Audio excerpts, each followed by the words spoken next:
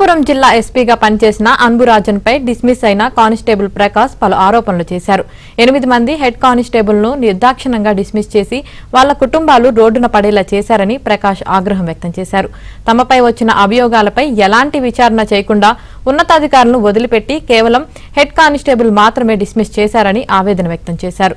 చట్టబద్ధత, రాజ్యాంగబద్ధత లేని విజిలెన్స్ కమిటీని అడ్డం పెట్టుకుని విచారణ పేరుతో తమను వేధిస్తున్నారన్నారు. అభియోగాలున్నా కూడా ఇక్కడ పనిచేస్తున్న పలువురు డీఎస్పీలపై చర్యలు తీసుకోవాలని డిమాండ్ చేశారు. డిస్మిస్ అయిన హెడ్ కానిస్టేబుల్ను తిరిగి విధుల్లోకి తీసుకునేలా పునరాలోచించాలని ఉన్నతాధికారులను ఎలక్షన్ కమిషన్ను ప్రకాష్ కోరారు.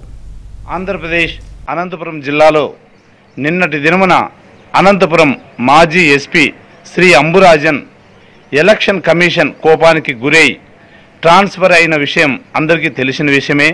కానీ ఈయన అనంతపురం జిల్లాలో ఇప్పటిదాకా కని విని ఎరగని రీతిలో 8 మంది హెడ్ కానిస్టేబుల్ను నిర్దాక్షిణ్యంగా దారుణంగా డిస్మిసల్ చేసి వారిని ఆర్థికంగా ఇబ్బందులకు గురి చేసి వారి యొక్క కుటుంబాలను ఈరోజు నడి రోడ్డు మీద నిలబెట్టేసినాడు. ఇది చాలా అన్యాయం.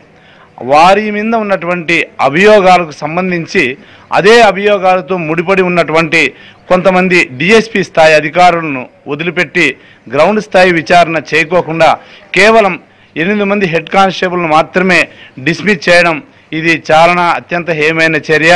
మరియు చట్టబద్ధత లేని, రాజ్యాంగబద్ధత లేని విజిలెన్స్ కమిటీ అనే పేరుతో ఒక సంస్థను పెట్టుకొని ఆ సంస్థ ద్వారా కానిస్టేబుల్ మీద, హెడ్ కానిస్టేబుల్ మీద ఇలాంటి దుశ్చర్యలకు పాల్పడడం ఇది చాలా అన్యాయం.